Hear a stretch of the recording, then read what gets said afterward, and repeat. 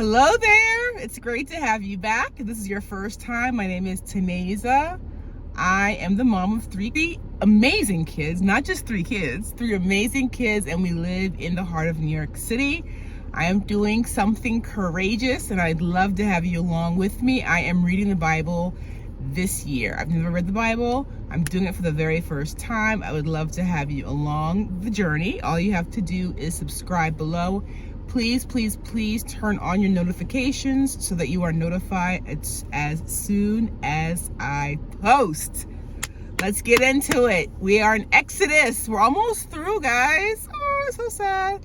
Exodus. Today I will be reviewing chapters 30, 31, 32, 33, and 34. We're almost done. This is our second to last review for Exodus.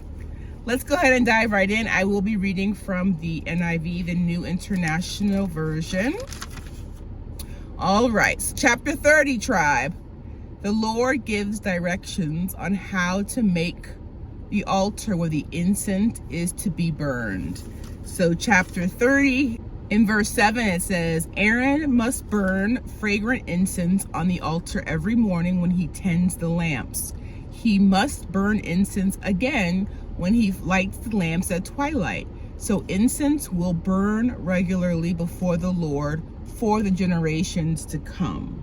My researches, and I found a picture of altar of incense that was used in Exodus chapter 30. So I'm going to go ahead and insert that for you guys right here.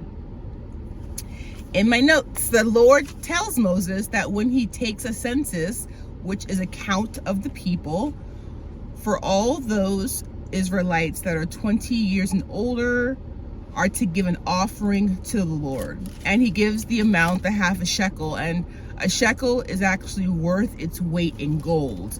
Verse 16 of chapter 30, receive the atonement money from the Israelites, use it for the service of the tent of meeting. It will be a memorial for the Israelites before the Lord, making atonement for your lives. Next directions are for the anointing oil.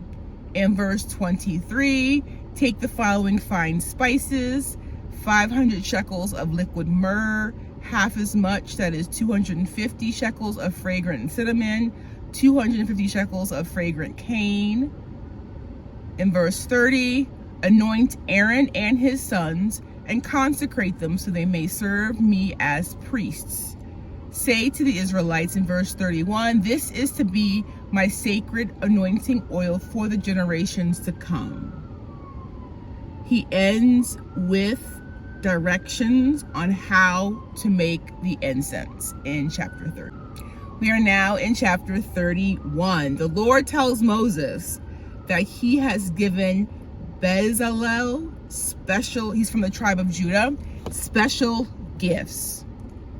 In verse 4, how to make artistic designs for work in gold, silver, and bronze, to cut and set stones, to work in the wood, to engage in all kinds of craftsmanship. And that he has appointed Oholiab to help him.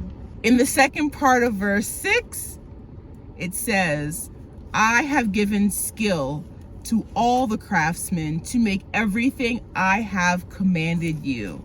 Tribe, that is the inspiration for today's title of the review. God supplies what he sanctions. So again, Exodus 31, verse 6, I have given skill to all the craftsmen to make everything I have commanded you. Whatever God requires of us, instructs us, he's always, always going to give us the materials that we need to fulfill his sanction. He supplies what he sanctions. All right, the next part of chapter 31 is about the Sabbath. It takes it very seriously.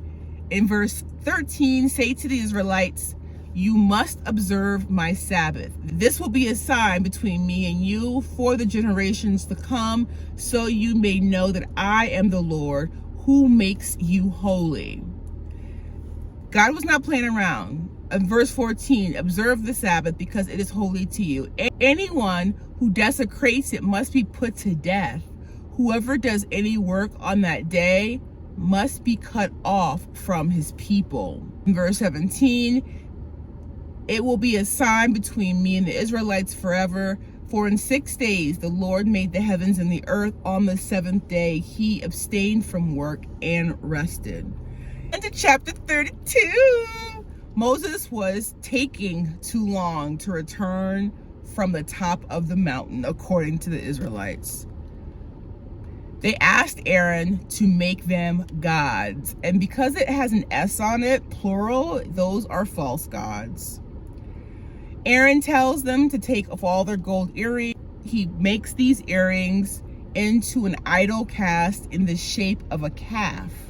Verse 5 of chapter 32, when Aaron saw this, he built an altar in front of the calf and announced, tomorrow there will be a festival to the Lord. Verse 6, the next day the people rose early and they sacrificed burnt offerings and presented fellowship offerings. Afterwards, they sat down to eat and drink and got up to indulge in revelry. Never a good thing, indulging in revelry. The Lord tells Moses he has to return to the Israelites because they are corrupt. In verse 8, they have been quick to turn away from what I commanded them, have made themselves an idol, cast in the shape of a calf. They have bowed down to it and sacrificed to it and have said, these are your gods, O Israel, who brought you up out of Egypt. Disappointing, right? Super disappointing that they were so impatient. The Lord wants to destroy the Israelites.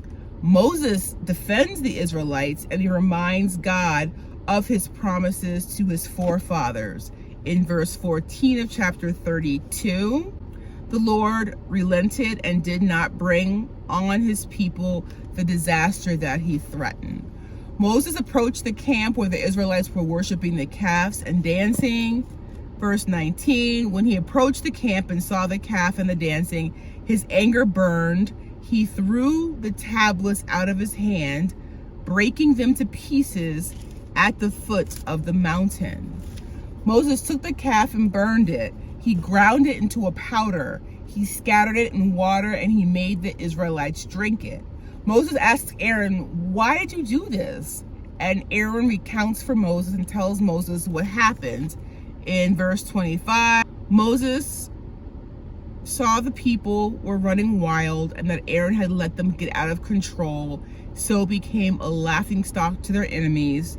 Verse 26, he stood at the entrance to the camp and said, whoever is for the Lord, come to me. All the Levites rallied to him. And so then he gave direction to those that came to him to kill brother, friend, or neighbor, to use their swords. 3,000 people died. Moses intercedes for the Israelites in verse 35. And then the Lord struck the people with a plague because of what they did with the calf Aaron had made. Chapter 33. The Lord tells Moses to leave the place. Moses asks the Lord to teach him. In verse 13, if you are pleased with me, teach me your ways so I may know you and continue to find favor with you. Remember that this nation is your people. The Lord tells Moses that his presence will be with him, but he's not allowed to see his face. In chapter 34, the Lord instructs Moses to rechisel the stone tablets that he had thrown down and broken. He gives Moses commands. For example, be careful not to make a treaty with those who live in the land. In verse 15, do not make cast idols. Make sure you celebrate the feast of the unleavened bread. The first offspring of every womb belongs to me. No one is to appear before me empty-handed. 6 days should you labor, the seventh day you should rest. Celebrate the feast of the weeks. Don't offer the blood of a sacrifice to me along with anything containing yeast. Bring the first fruits of your labor. Moses' face was radiant to the Israelites. So whenever Moses came into contact with the Lord, when he returned to the Israelites, his face was radiant. Verse 33 of Exodus 34, when Moses finished speaking to them, he put a veil over his face. Verse 34, whenever he entered the Lord's presence to speak with him, he removed the veil until he came out. And when he came out, he told the Israelites what he had been commanded. And that ends today's review. Tomorrow's video will be on the last chapters of Exodus. Exodus 35, 36, 37, 38, 39, and 40. All right. Thank you for joining me in today's review. As always, any questions or comments, please leave them below, and I will see you in tomorrow's video. Thank you, tribe.